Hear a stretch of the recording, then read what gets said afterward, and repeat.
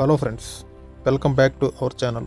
ఈరోజు మనం మాట్లాడుకోబోయే టాపిక్ ఏఐతో మన ఫ్యూచర్ ఎలా ఉండబోతుంది, టెక్నాలజీ మన జీవితాలను ఎలా మార్చబోతుంది, మనిషి యంత్రాల మధ్య యుద్ధమా లేదా సహజీవనమా?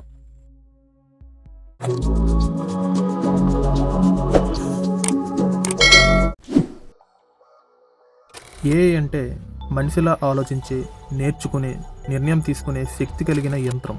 మనం రోజు ఉపయోగించే గూగుల్, యూట్యూబ్, ఇన్స్టాగ్రామ్, చాట్‌జీపీటీ ఇవన్నీ ఏఐ ఆధారంగానే నడుస్తున్నాయి. ఫ్యూచర్లో డాక్టర్ కంటే ముందే ఏఐ మనకు రోగం ఉందో లేదో చెప్తుంది. డ్రైవర్ లేకుండా కార్లు నడుస్తాయి. టీచర్ లేకుండానే పర్సనలైజ్డ్ లెర్నింగ్ ఉంటుంది. షాపింగ్ నుంచి మ్యారేజ్ మ్యాచింగ్ వరకు ఏఐ మన జీవితంలో ఒక భాగం అవుతుంది. కానీ ఇక్కడే అసలైన భయం.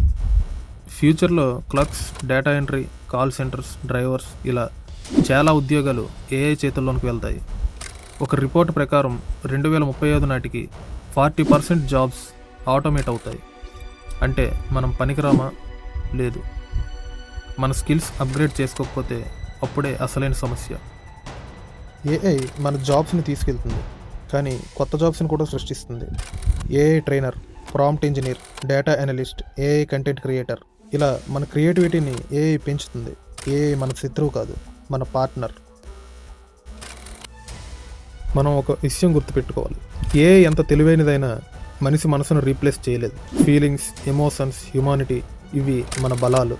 ఏఐతో పోటీ కాదు, ఏఐతో కలిసి ఎదగాలి. ఫ్యూచర్ భయంకరం కాదు, మనం రెడీగా లేకపోతేనే భయం. ఈరోజు నేర్చుకున్న స్కిల్ రేపటి జీవితాన్ని మార్చుతుంది.